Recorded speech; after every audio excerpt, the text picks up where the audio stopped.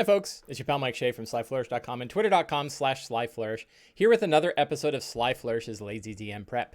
This is a weekly show shot 10 a.m. Eastern Standard Time on Sunday mornings, in which I use steps from Return of the Lazy Dungeon Master while preparing for my Sunday D&D game. In this case, I am running a homebrew Eberron campaign called the Second Mourning. This show and the rest of the work of Sly Flourish is thanks to the backers of Sly Flourish on Patreon. If you go to patreon.com/slyflourish, you too can become a patron of Sly Flourish and help fund shows like this and help fund bandwidth costs and equipment costs and other such things that are required in order to keep shows like this going. So I want to thank everybody who is backing me on Patreon, and if you would like to back me on Patreon, that would always be a big help. So let's see. I am, as many are, I have transitioned my games to being run online. So I am running on Discord these days for both my Sunday and my Wednesday game, and now an every other week Saturday game. And it's actually a pretty interesting transition going from in-person to remote games. Just close my door. Oh, there we go. No kitties today. It's loud out there. So so all of my games have transitioned, and it's the feedback on that is interesting. The feedback from players is interesting. Some players are like, I like getting together with everybody at the game shop. It's really nice, but this is pretty nice too. So it seems like there are good advantages to playing online. My irregular Saturday game is easier because typically people would have to drive from way out in order to get to my place. And now we can all, as long as we can all gather around our various devices and connect on Discord, we can play D&D, and we have. So I've now run, a good number of games, more than 6 games online using these techniques, and they've worked pretty well. So yesterday, I actually thought it would be worthwhile to kind of capture my experiences playing D&D over Discord. And I did so and made a YouTube video of that, in which I went through a few tricks for getting Discord set up, setting up Discord as a place to play D&D, and how to use the Avre D&D bot to connect to D&D Beyond, and to how to show maps. And I'm going to show a little bit of that today, too, because I have a map set up for my game today. And that's actually one of the reasons I'm late, is I was getting ready for that. So in our last session of this game, the characters had gone down to Fallen. So all of the characters, when I get into the characters, you'll see more about them. But all of the characters belong to the Finders Guild. So they are a sort of a subsidiary of House Thrask. And so House Thrask gives them jobs through the Finders Guild to go find things. And the general theme of this campaign is that the Finders Guild is seeing a lot of movement from a lot of players across Sharn and across Corvair that are all sort of fired up about something. They're all seeking things, right? They're all kind of investigating things. And it's up to so the Finders Guild is like, we want to get there first, right? We want to go where the puck is going to be. So they're sending out their agents to kind of discover some of these things. And the characters went down to the ruined district of Fallen, down in Lower Dura of Sharn. And this is a area of Sharn where giant towers from up above have smashed down onto old temples. And they've smashed the temples to ruins. And now there's like crazy people that live down there and monsters and everything else. So the players, so the characters all went down to Fallen. They saw that there was a fallen angel down there, what do they call it? A false idol or something like that. That is down there creating a bunch of worshipers and doing a bunch of stuff. But they avoided that guy because he was clearly very dangerous. And they said, that's not part of our job. And he looks very dangerous. So we're going to leave him be. And they went to the ruined temple of Oram. Oram is the god of wisdom and law. And they had heard that in that temple had been left a tome of making. A tome of making is sort of a book of captured information that the House Kenneth had kept and recorded. It actually, some of these books of making, Oran, I'm sorry, I said Oram, but it's Oran. You're correct. So these tomes of making, there are more than one of them, and they're captured old magic that is used for artificing, creating artifacts and creating other such things. And it's supposedly based on magic that the giants of Zendrek had captured, back when the giants ruled over Zendrek and built these ancient temples and stuff like that, that some of the magic that they had created had been scribed in these books of making, these tomes of making. And they could be very dangerous because the magic that the giants were up to could be dangerous magic. So the characters are as we ended last session, they had made their way into the Temple of Oron, the ruined Temple of Oron. They faced and fought a few bandits and a few thugs. These are kind of mercenaries, and the thugs they saw had tattoos on their arm that identified them as either previous members or current members of the Emerald Claw. So they're like, okay, Emerald Claw's down here. And they are going to, they are just at a door where they're going to walk into the further part of the dungeon. So that is where the game begins. We're going to jump over to Sublime here and take a look at our notes for today. So who are the characters? We always start with who the characters are. And in this case, the characters are Chi, it's pronounced Chi, who is played by Jerry, who is a scribing gnome artificer. Father was a famous hero, has a dodecahedron. She has a weird magical dodecahedron from her father. Could this be a Zendrek artifact? Perhaps, and it could be something like it'll open later. When you're smart enough to open it, you will, and is a latent dragon mark of House Civis. We have Shift, played by Juliet. This is one of my favorite characters. A Warforged Warlock, Pact of the Undying, who was a human experiment, one of the earliest experiments of House Kenneth when they were creating Warforged. They were actually augmenting human beings rather than building them from scratch. And so she is one of the first Warforged that is actually has sort of a human, built on a human and or built around what was a person. So has no organs or anything like that, and yet is still alive. And she doesn't know why she's still alive, nor do her makers. She does regularly go meet with her House Kenneth rep to get upgrades and things like that. That's sort of how she levels. And but she's missing. There was a period of her life, a 24-hour period of her life that is missing, and she doesn't know what happened during that time. I don't remember when that 24 hours was. I should find that out. We have Saber, played by Brian, who is a long-tooth shifter monk and former bounty hunter. Probably current bounty hunter that works for House Tharask. And I haven't gotten much more background on him. He's more interested in kind of what his character can do. I have Shane Husk, Hobgoblin Wizard, crime novelist. He wrote a best-selling novel about the Mournland. Many people like it, some hate it. And he's trying to say, like, hey, can I do that again? Can I bottle lightning twice? So he is kind of going around with House Tharask, hoping to get involved in being like at the right place at the right time in order to be able to write a novel. So sometimes people recognize him, other times they recognize him and don't like him. But he's kind of like, Michael Connolly or Tom Clancy, that sort of thing. Nathan, Castle. Perfect. Yeah, Castle from Nathan Fillion. He's got a lot of background here that I think I'm gonna probably trim out of this.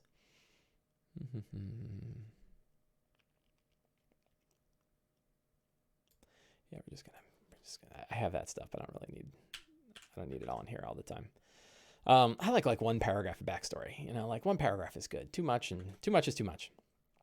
Banner, played by Joe, is another Warforged, a Warforged paladin of the Becoming God. He fought for years in the last war, became weary weary as a soldier for humanoids, and became a follower of the Lord of Blades until he saw that the Lord of Blades was absolutely brutal and ruthless. So he left the Lord of Blades, and now he is on his own, working for House Tharask, and he's actually seeking the Becoming God.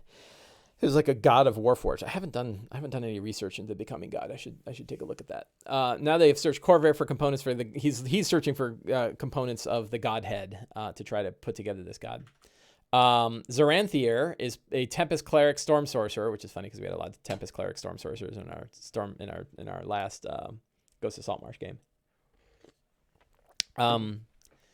Xanthier is a Mark of Storm half-elf, independent scion, wand slinger of House Lorandir, but kind of something bad happened with an airship, and he was blamed for it. So they said, we're gonna send you off for a while.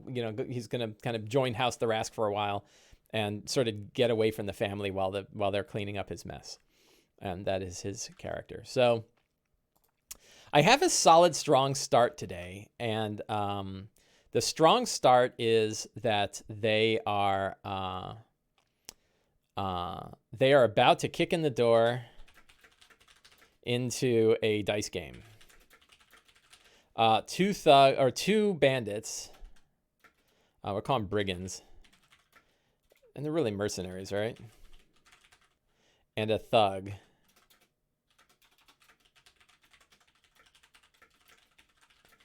They're playing dice. They're kind of snuck away from the main area, and they're sitting there and playing dice. And it's kind of nice when you start halfway through a dungeon, because you kind of know exactly where things are going to go. It's always very straightforward. So I don't really have to worry about this. Strong start is easy because they just had kicked in the door. So I'm gonna, the door bursts open as the beginning of the whole thing. Hey, my mom is here. Hello, Mom. So I don't. Running the rest of this dungeon is going to be pretty straightforward. There's really 3 scenes: dice game, the Emerald Claw leader, and I guess there's 3 or 4 scenes. The living scorching ray,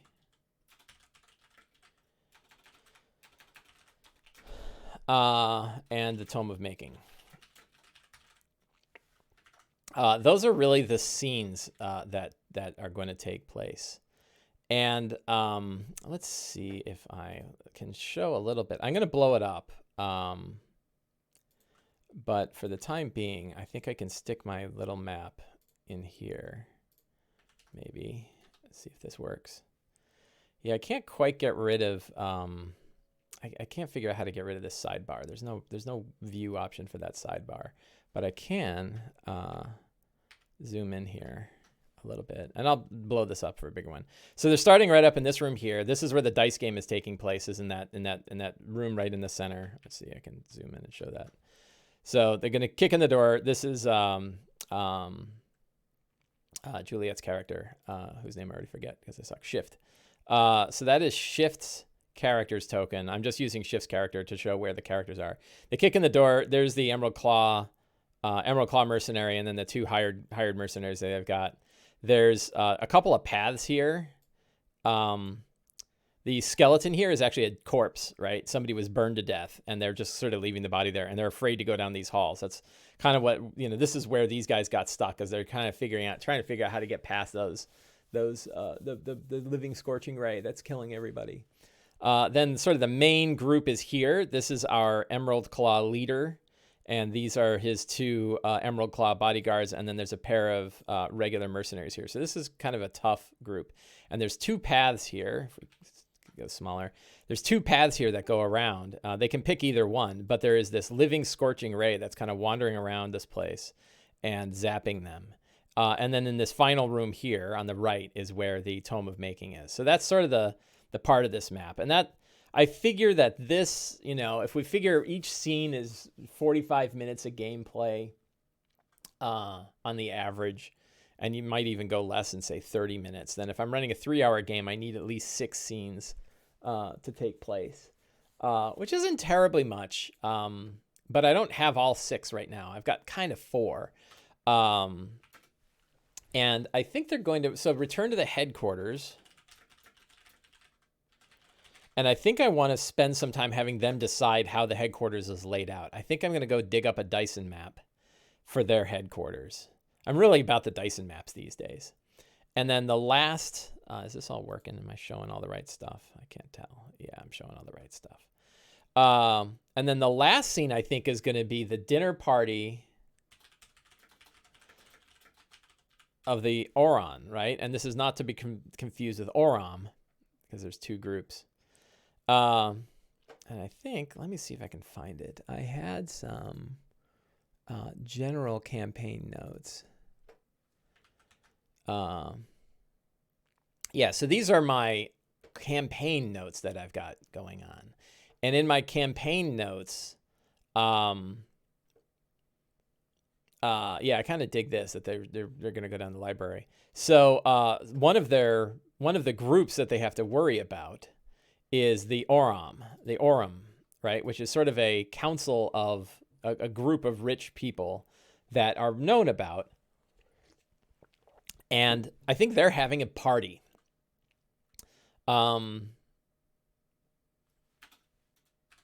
So there's going to be a dinner. I like the idea of sort of a party of the Aurum. And in this party, I'm going to introduce like all of the villains, right? And I think it's kind of cool that like they'll know like, oh, okay, who are all of these people, you know? And not all of the villains. Like the Emerald Claw Bone guy is not going to be there, but I think a couple of the other. I think there's two villains that I have in mind that I kind of dig. Two sort of. I don't even know if they're villains necessarily, but I think they're definitely people that you know that. I think that they're definitely people who could become villains and certainly are running parallel to the characters in trying to recover all of these artifacts. And I don't know if I'm ready to expose the lead that like these artifacts are all, you know, people are trying to gather these because they think that they are critical. They think that they're the components required to build whatever the weapon is. And they're sort of trying to trace back the weapon into these other artifacts.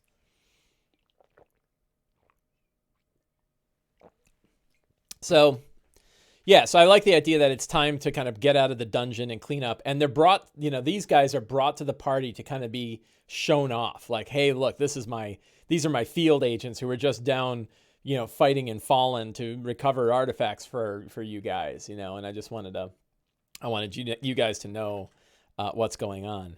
And it's possible.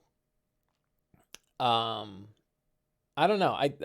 I'm wondering whether or not House Thrask recovered the Tome of Making so they could give it to the Aurum.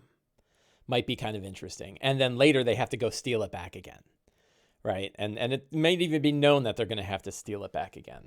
I don't know. I'm toying with that idea. This is the problem when you're running your own campaign is you second guess yourself all the time because it's a lot nicer when I just have a book that kind of steers me in the right direction, even if I have to modify it a lot. But in this case, it's just like, there's nothing that exists, and I'm suddenly making it all exist, and that's scary. But let's go with that. House recovered the Tome of Making to give to... and who is the... Leto Skal is the person to Leto Skal of the Aurum. And our patron, Doris,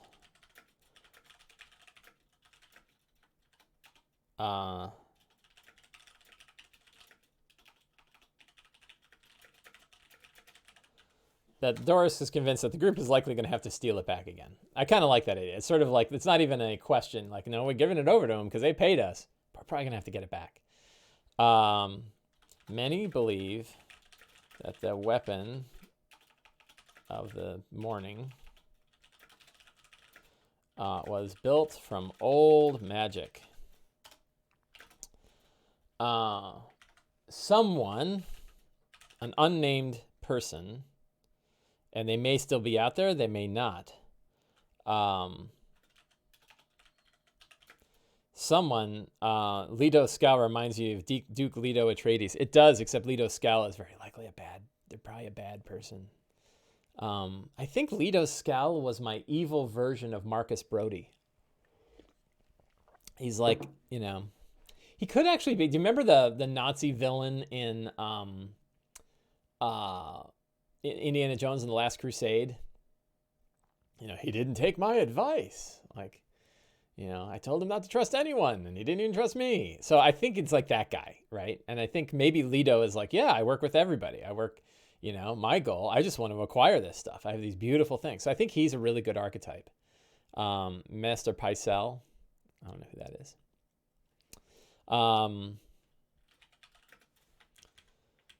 Someone from Sire. Would it be Sire? Who would it be? So someone has passed, someone has good evidence. Someone passed along something specific.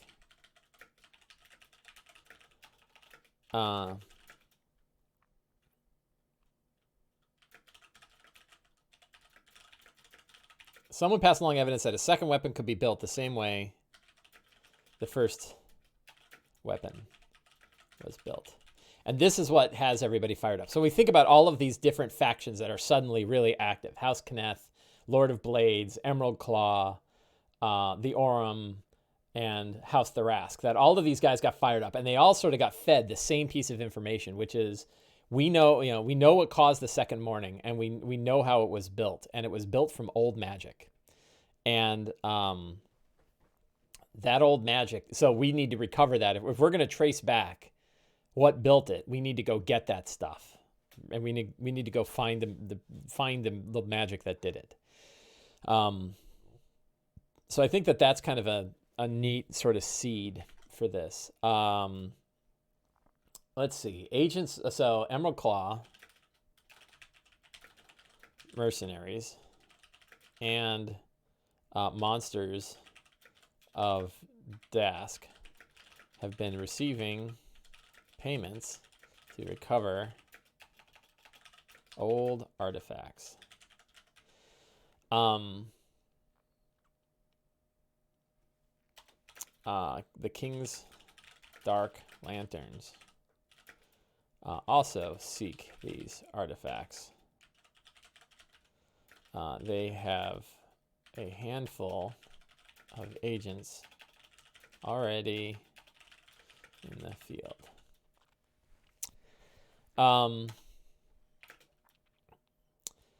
Whatever the King's Dark Lanterns do is law.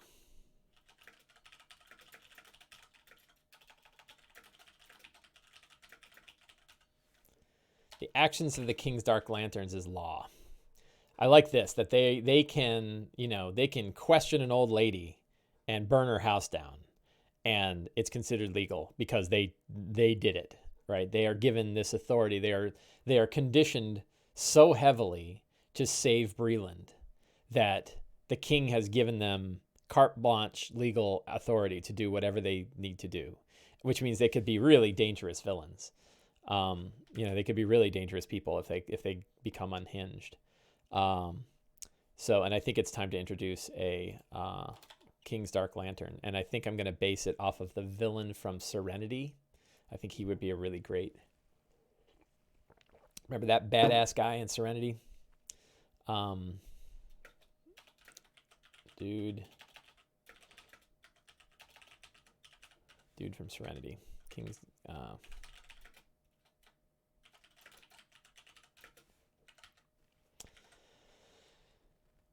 He's a King's Dark Lantern guy, and we need a name. Let's go to the browser, and let's Bink and links and names. Let's get a name for this. Gabriel. Gabriel's pretty great. Gabriel Northman. Gabriel.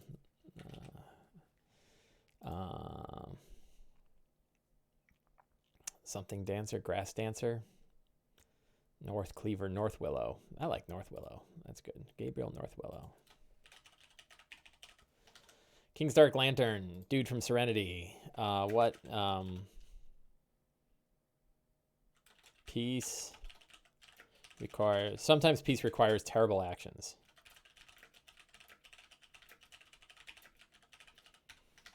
There. So now we've got our King's Dark Lantern guy. He's probably going to show up at the party. He's probably, he's probably going to be there at the party. What other secrets do we have? I have how many? 3 secrets to go. I always get stuck on the last 3 whenever I do secrets. 7 secrets are easy. 10 secrets are hard. And that's on purpose, that you really stretch when you're coming up with your cool ones. I almost always come up with interesting ones when I think about what the final 3 secrets are of what's going on here. So and what I'm trying to do is build the threads of the campaign, right? Like I've got this campaign, I kind of know roughly where it's going and what's happening, and I want to sort of lay out these threads. So I can place out that there's still an active rail, lightning rail, that goes to the Mournland. But it is feared.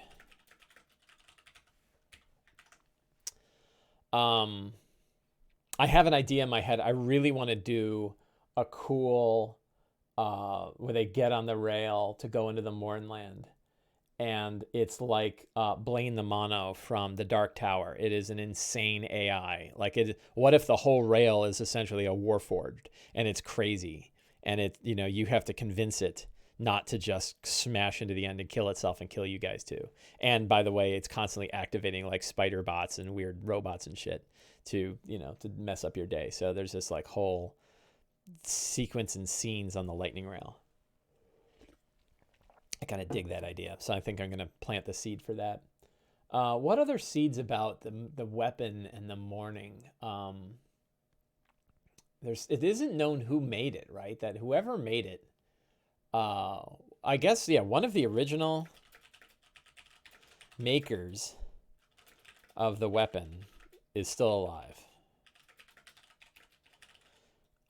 Everybody's looking for him, and who knows who has him, right? No one knows where this person is.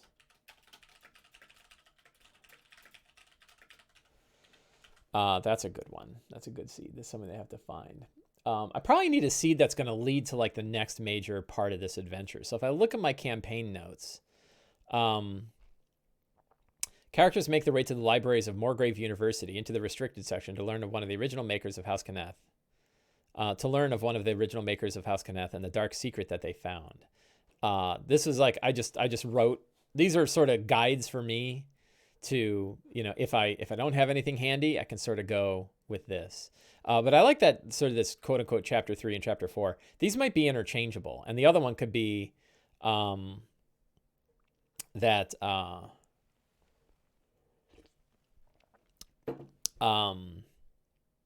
they might end up going to the cogs to recover another item as well. So, yeah, I think the seed is that there's a restricted section in the Morgrave University beneath the Morgrave University Library that contains an artifact of the giants of the Titans of Zendrak.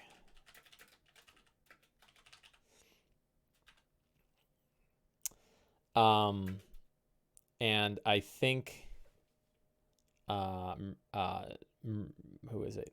Leto wants it. Whoops. Leto wants it. So I think that's a good seed. Is like Leto is paying off House Tharask, and House Tharask is driving the characters to go recover some of these artifacts. I'm going to cheat, and there's another secret.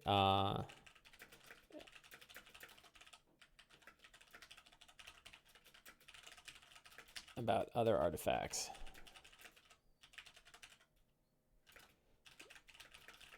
So this other seed could lead to... I want to try the adventure that's actually in... I need to read it. But there's an adventure that's inside the Eberron book.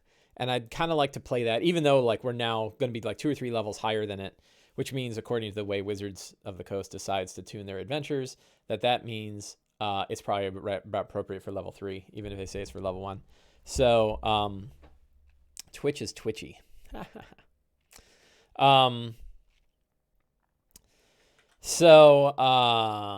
Yeah, so I'd kind of like to run that adventure. Maybe the agent is finding the artifacts in the cogs with the Draconic Prophecy. I haven't decided. So there is the Draconic Prophecy as a whole other line. I don't know if I'm going to grab onto that seed too much. I think I'm just going to focus on sort of the weapon. I think the Draconic Prophecy, I was just talking to a fellow on Thursday, I guess it was. I can't remember. About the Draconic Prophecy as a campaign idea. And it was a really cool idea. I don't think I'm going to do it for this one, though. Do you use a map, city and dungeon and guidings? Do you use maps software? I'm going to show you how I do maps. We're going to get to that right now, I think. So let me quick run through other stuff and see if I have any issues here. So I think we're good on secrets and everything like that. Yeah, so let me talk about maps a little bit. My current map solution is to think of a place And we'll do that right now. So what I'm going to do, so pardon the oddity for a second. There's going to be a little bit of a visual artifact here as I go here. Oops, no, I didn't mean to do that. Oh, I clicked the wrong thing. Close. I do not need to be in Discord right now. I needed to bring up OBS, and we're going to go to my desktop. Oh, I know, it's really weird. Sorry about that. And we're going to go here. So now you guys can see me. I can't see the chat right now, unfortunately. But we're going to go look for a map. And I need 2 maps. And my go-to place for maps is DysonLogos.com. If you go to DysonLogos.blog is a great place to go. Let me drop that in Twitch chat for everybody.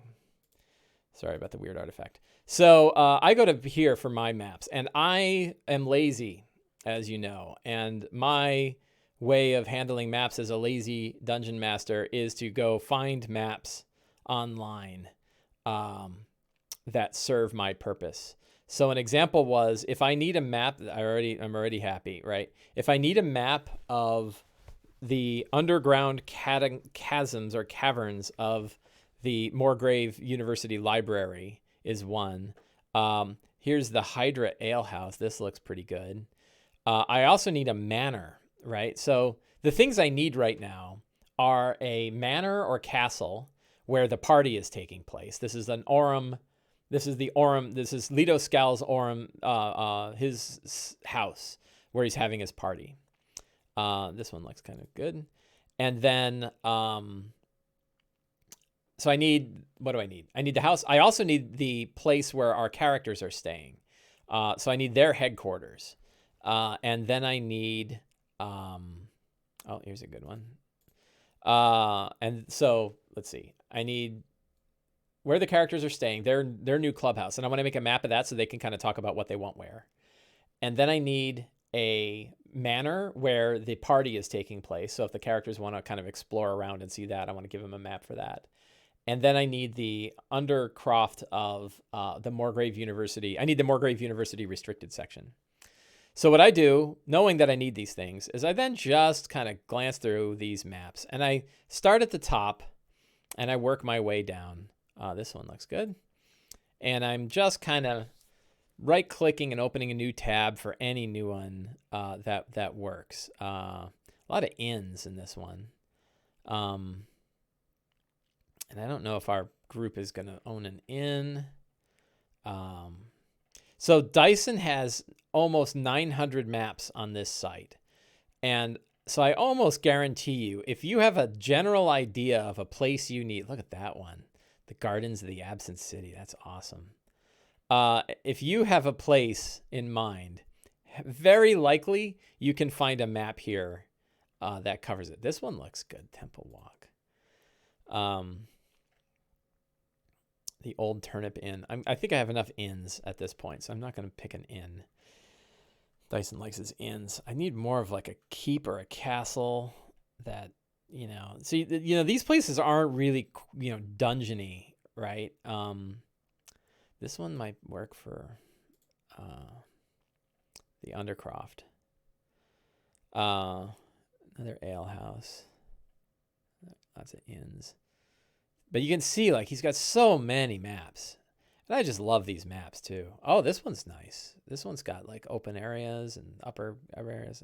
It's not bad. It's another inn, though. So many inns.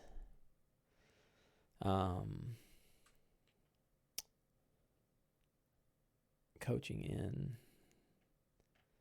I need more castles and fewer inns. The Minotaur Inn. I wonder why I did so many inns. Temple of the Seven Heretics. That looks cool for later. Here is this one's good. Here's a manor.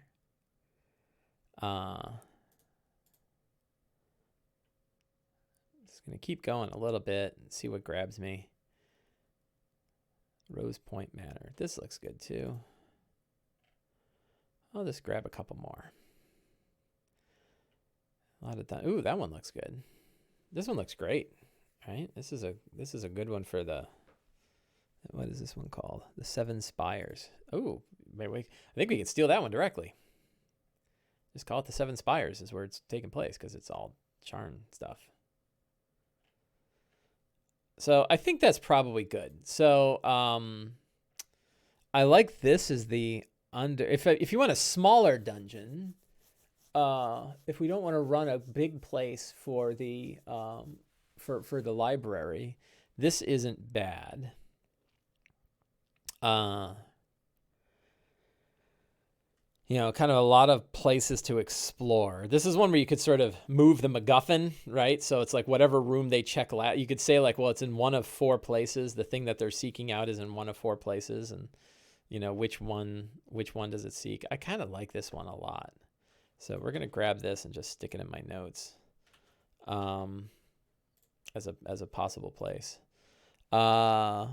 So then I need like their place. This one looks good. I like that it has a basement. It's a little bit like the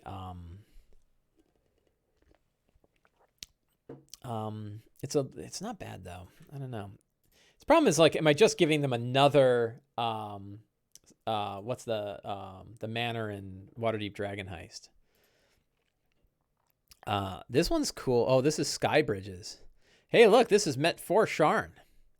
So this is pretty cool. I think we're stealing that.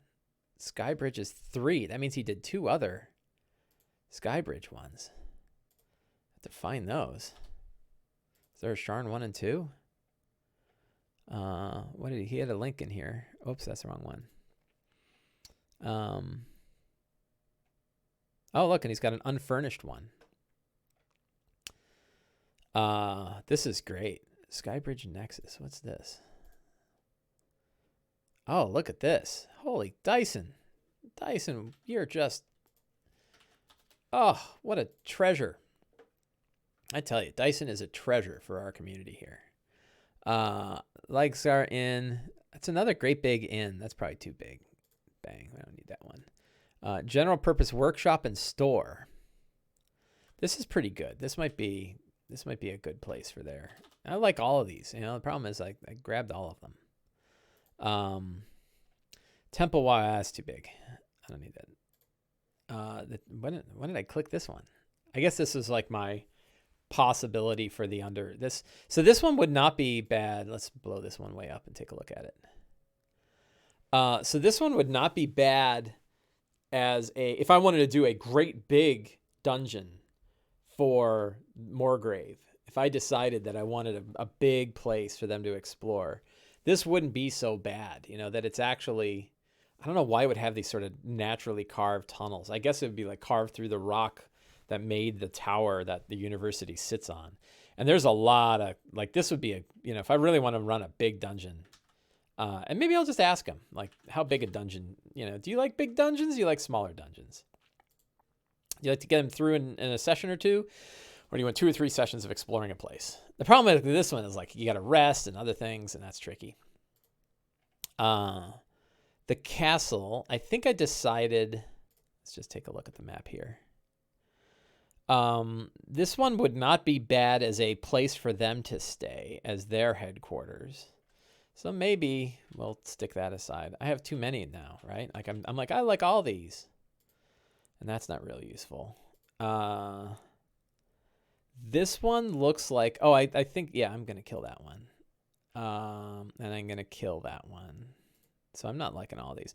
7 Spires I dig. And I think I like 7 Spires as the manor. So this is where the party's taking place. So I'm going to stick that one up front. So we have manor. This is the party. And I think 7 Spires is definitely what I have. Then character bases. And I like the ale house, and I like the general store. And I think I like this one, didn't I? Yeah, I like this one as a character base. So those are 3 optional character bases. And then we have the Moorgrave.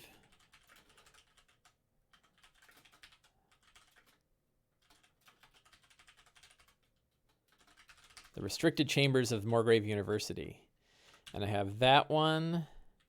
And I have, did I?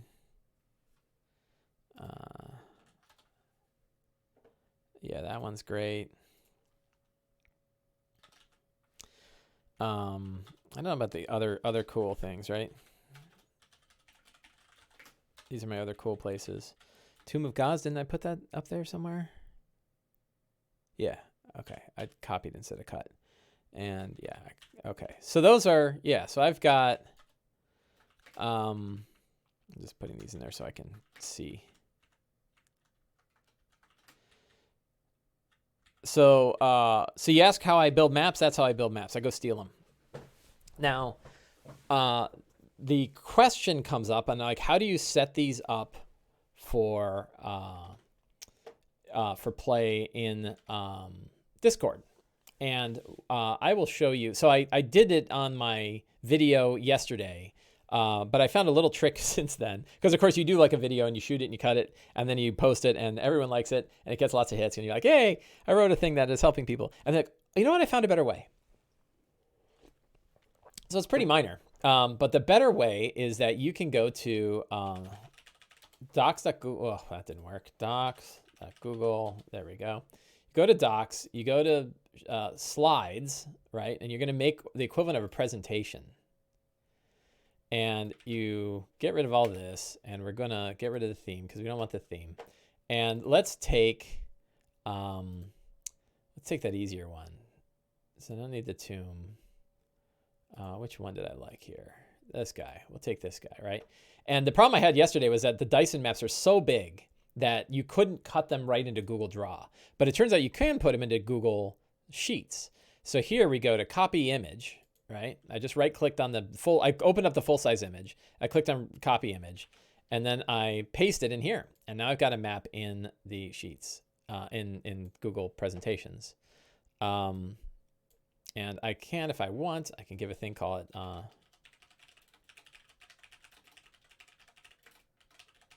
right? The Moorgrave University restricted section. And if I want to put monsters in here, what I can do, I am going to have to pop open Discord. Remember I killed it earlier. I hope there's no secret stuff in my Discord channel. We will go to the Sly Flourish Discord channel. Hey, look, I am in the Sly Flourish Discord channel. Hey, everybody in Sly Flourish Discord channel. So streamer mode, stay safe.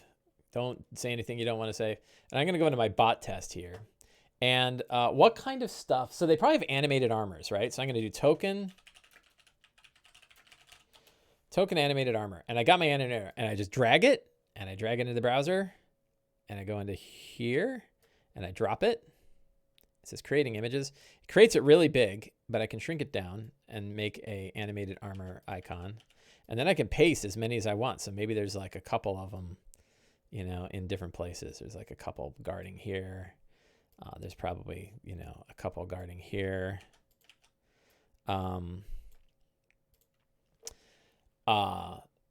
So, you know, these are probably too many animated armors to be real worthwhile.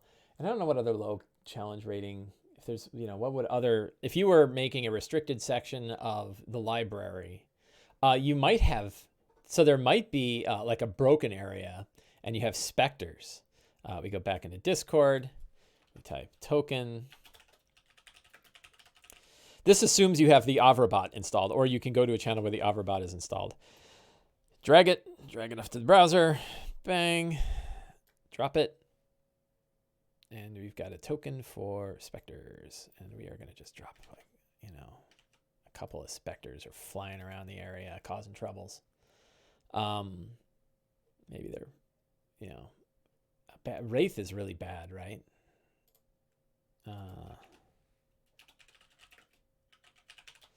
Monster Wraith. Challenge 5. Oh, but one of them? Oh, life drain. Hit point maximum is reduced. This reduction lasts. If the target dies, if the effect reduces its hit, if the effect reduces its hit point maximum to 0. Oh, they're bad. I'm going to put a Wraith in here. Put him down in here. Oh, that was the wrong icon. So in this case, we click this guy and we get the high res icon and drop that in here. So I could tell because it didn't blow up to be real big. And we go dink. And we drop a Wraith in there. Right? So now I've got like a battle map. And now the trick is you're like, okay, well, how do I show it? So you start off by saying, and I think it's Windows Shift S. Yes. So Windows Shift S. And I say like, you are, you know, let's assume they're coming down that stairwell. They can probably see this. And now that's in my clipboard. And if I go into Discord, and right now I'm just in my bot test channel, but I can just copy and paste it. And then the characters, the players can click on it, and they'll see that clip out of, oh, so you guys are in the center here, and there's your guys. And that works really well. Now, so I didn't have character tokens. One of the reasons I was late today is because I was busy making character tokens over here. So in this case, I'm going to, all right, so I have my character token sheet. Hopefully those stay as individual. You know what? I'm just going to copy the whole slide over to this one. And now I'm going to grab, so we'll say who's leading. We'll say Saber is leading. So I'm going to use Saber's icon. And I'm just going to say, these are you guys, right? We'll just use Saber's icon as the general icon for the characters. We don't have to put all the character tokens on here. And we might even say like these squares are actually 10-foot squares to make this whole place a little bit bigger instead of 5 feet. And again, Windows Shift S, and we can say this is what you guys see when you come down.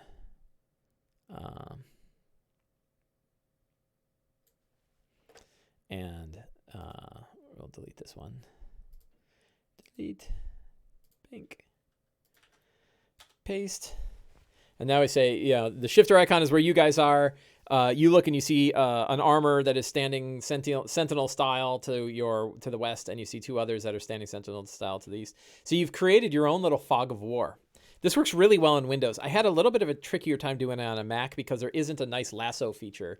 I did buy a little application on the Windows App Store that lets you do a lasso, and it acted a lot like this one does. So it was not bad. And it was pretty easy to do, but it pastes to an image locally, and then you have to, upload that image. It's really kind of handy that it drops this in the clipboard, and then you just can Control V and it pastes it right into Discord. That's a lot faster. So I think for my game today, I'm going to stay on my Windows machine, and I'm going to do it just the way I did it. So that is a way to do maps. I'm going to drop back to there we go, to here, and see what questions people had. I've been to Dyson Logos as suggested by you on your blog. Good. Do you create your own factions? Do you have an article on creating factions and how they work? No. And in this case, I'm stealing factions all from Eberron. So I recommend it. The villains chapter in Eberron is there. Hey, Keith Amon is here. Keith Amon, sorry. Came in late. Are those tokens you downloaded yourself, or do they come with Avra? They come with Avra. So if you install the Avra bot in Discord, they are in it, and all you have to do is token whatever. I think it's all SRD creatures. So if you, let's see. Now you're gonna make me go back to the other window again. Desktop. Whoa, sorry. Craziness.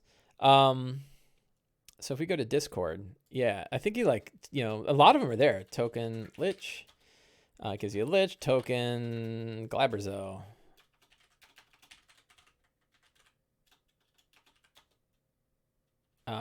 So you can get a lot of them. And the trick is sometimes you have to say okay, well, I have a thing like a living spell. What the hell does a living spell look like? And it's well, elemental. So you might say token air elemental, and that's a good living spell, right? Or token fire elemental. That's another one. So, you kind of have to think about what an image would look like for a thing that doesn't exist. For Warforged, you might, if you have Warforged bad guys, again, animated armor can work. That one works. Another one is Shield Guardian. Those are good. Those are pretty good for Warforged, right? Like that can serve, I think, when you need a generic Warforged token. And of course, if you don't like the tokens, you can go find other tokens on the internet. Like, it's not terribly hard to go find tokens. But I think it's just really handy that basically all the monsters in the SRD have the artwork from the monster manual inside Avra. And you can just, like I want to drop one of these guys. Let's say there's like a really powerful animated armor that I want to put in my thing here. I can drop in my, maybe it's a large one, right? Maybe it's sort of like a shield guardian, but maybe not as bad as a shield guardian. And so maybe in this room, we have our great big guy who's defending the most dangerous stuff in the tomb, right? It's so easy to sort of drag and drop it on here. And now we've got, a map, and you say, like, let's say the characters decide they come in here and they open the door.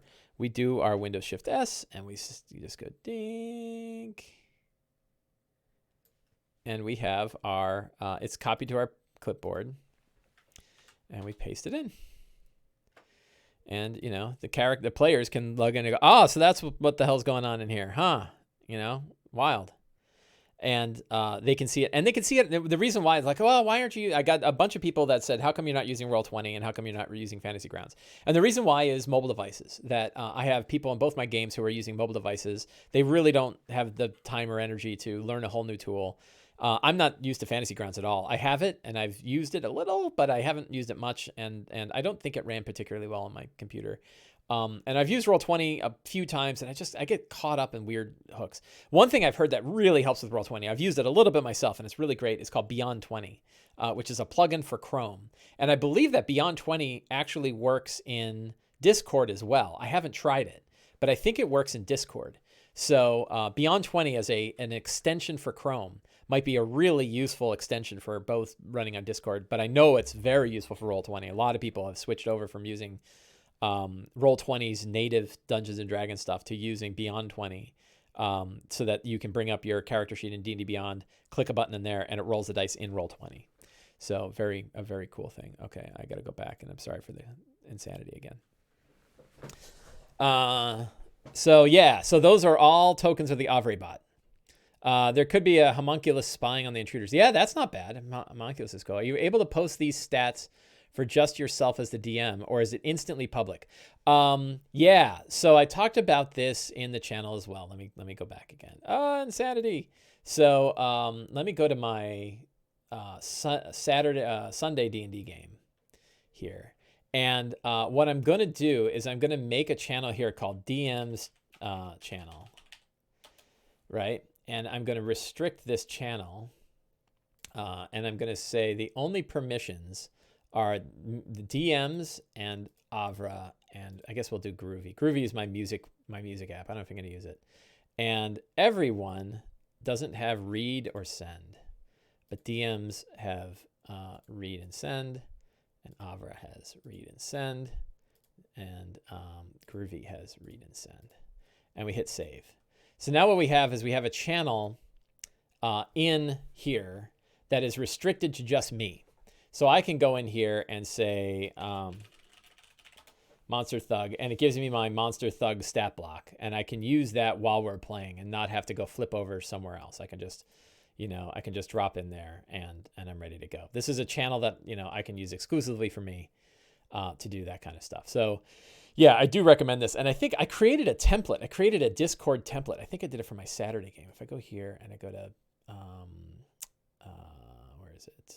Server settings, and there's a server template channel. Yeah, so I made Discord D&D games. So this is a template built on this current server that you can use to create your own D&D server.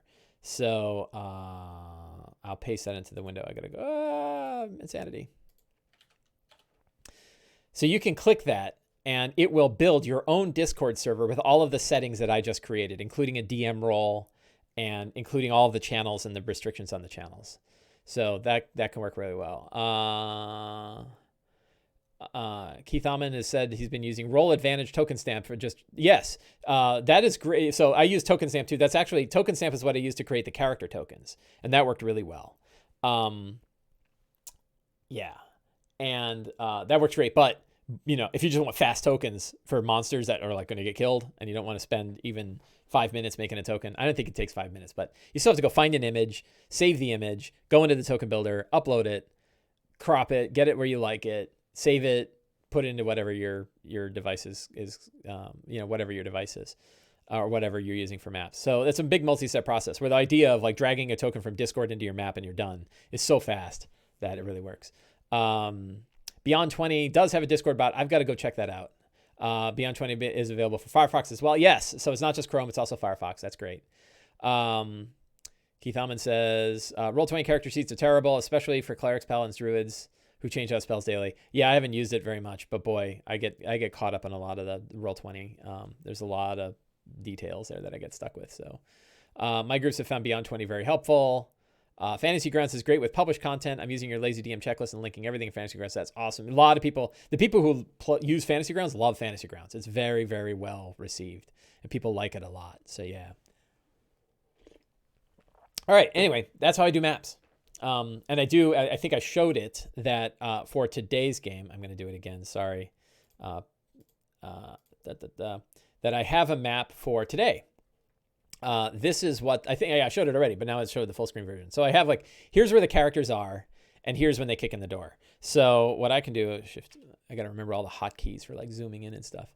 So today, Windows Shift S, I will show, oh God, I cut a little too much. That was terrible. Let me try that. Windows Shift S. I know I went here and you got to just draw that line around what you want. So that is when they kick in the door, that is what they see. Let's see, go to Discord and just see what that looks like. Oh, let's get out of here. And let's go into my Sunday D&D game and my new DM's channel just to see what it looks like. And so that is the map that I can send them. When they kick in the door, that is what they see, right? Nice and easy, non-tactical. Like we're not talking about where you move and where you're positioned to. It's still sort of, I call this augmented theater of the mind, right? Or the hybrid approach, right? Which is we don't worry about squares or direct positioning. You just have a general idea of what the room looks like and what's going on in there. Don't worry about 5-foot squares. How many can you hit? Probably a lot. Like it's not a very big room. So the main thing is like, are these 5-foot squares or 10-foot squares? If they're 10-foot squares, those icons are too big, but it can work pretty well. So that works pretty well. Let's go back to Sublime. I really ought to have a better transition. Has there any tried Google Jams? No, I don't know Google Jams. Oh, I don't know. I think I saw something about it. So dinner party. The last thing I got to do today is talk about the dinner party and who's going to be there. So we know that, like, who are the important people that are going to be at the dinner party? I can make up a whole bunch. Oh, I need a House Kenneth person.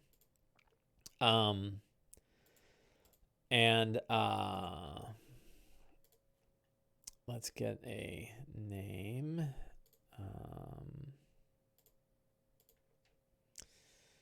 Names. Thanks. Names. And Polydamria. Polydamria is a good name. Sometimes you'll see a name and it doesn't stick, but it's like it's enough. So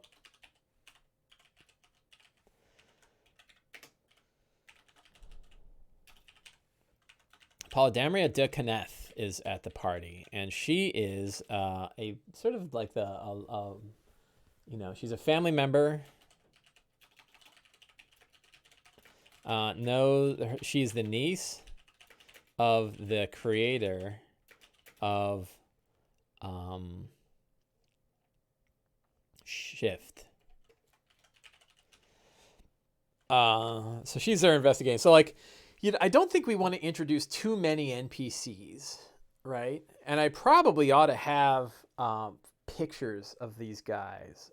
That's probably not a bad idea. I may go grab some artwork. For people, so I can actually show who these people are. That would be really good. That'd be worthwhile. I don't have time on the stream to do it, but I will probably do it afterwards since I don't have to drive anywhere. So I think we have Polydamria de Canath, Gabriel Northwind, who says that he's a representative of the king, but he's actually a Dark Lantern. Murdo Gemsoother, I think she's gone. And I think Gabriel is asking about her, probably to go kill her. Doroth de Thrask is their boss, and she's there. Leto Skal is there. Is there a...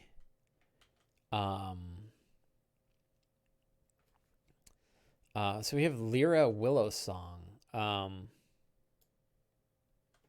She's probably there too. I think that she was the one they met a while ago. I think those are probably pretty good. Leto Skal is actually an Oni and works for both Dask and the Aurum, and is a member of the Aurum Shadow Cabinet, and has been hiring Emerald Claw and Durham folks to find the weapon of the Mournland, and wants to give it to Droam and to Dask. So he's probably the main villain that's going on here, and I like the idea that he'll just be introduced. So he's probably represented by a halfling, a gnome. If you were an Oni, what would you represent yourself as? I think a gnome.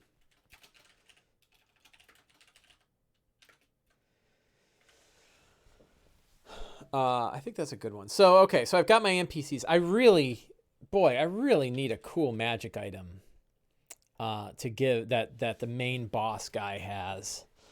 In Breland, everyone assumes gnomes are spies. Yeah, well, and they might assume he's a spy, and that's okay. But like, they can't do anything about it. So that's pretty cool. I had in here last week, I had the crossbow that when you killed somebody with it, their body would completely disappear. I thought that was pretty wild. But I think I think Gabriel has that, right? I think Gabriel's got the crossbow. This is last week's notes that I'm looking up here. And like, this would be so handy for Gabriel, right? Pistol crossbow. +1 pistol crossbow. Foes slain with a weapon fade and vanish without a trace.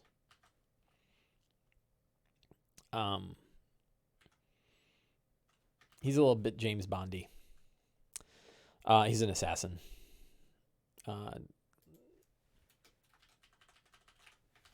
He uses the assassin stat block. So I need another magic item. Let's go to... So many great web resources for running your games these days. We're really in a good state. I tell you, like, this whole, like, the whole social distancing thing happening now, we're really lucky, because if it was 10 years ago, it would suck. And now it still sucks for a lot of people, and I'm not downplaying how much it sucks for other people. But the fact that we have such communication methods, that we have so many tools, that we have ways to play D&D online, we were really lucky that worked out that way. That we happen to have, that this happened now and not 10 years ago. I wonder what it'd like if it happened 10 years from now. Who knows? So, treasure hoard. A ring of jumping, a wand of magic missiles. Wands of magic missiles are always pretty great. Is there a wand of shield? I don't think so.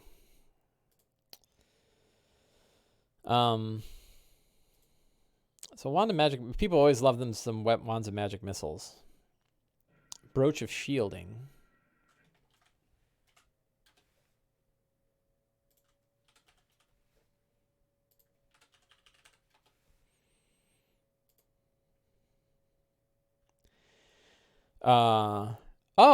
Wearing this brooch, you have resistance to force damage. You have immunity to damage from magic missiles. That's not bad. And the main guy could be wearing that. It requires attunement. It's not a great item, is it? Because, like, force damage doesn't happen all that often. But it would make sense why the guy walked in. I don't know. I think I want to give something a little bit more interesting than that. Figuring Wondrous Power, how to disguise. Crover Load says, I like the Wand of Magic Missiles because they dump the charges into a huge attack, and they're all about that. Yeah, Wand of Magic Missiles is pretty great. Is there a limitation on who can use a Wand of Magic Missiles? I forget about Wand. Wand stuff. But I think a magic weapon would be pretty good. Ooh, +1 javelin. A +1 hand axe would be a pretty good thing because you could throw it and you could. Well, artificers can create these things too. So they're, magic weapons are not as much of a problem. Brochure shielding is elite for a big bad evil guy up against a team with the warlocks. Yeah, right. I would forget. I'd give it to him, and then I'd forget and do full damage anyway. I forget all that. I forget that stuff all the time. Hand axe comes back Thor style. Yeah, so Snark Knight, actually, artificers have an ability to make a magic weapon that returns like that. So I don't think throwing one in the game, it's kind of cooler when artificers give it to their friends. And I think we have at least one artificer in this group.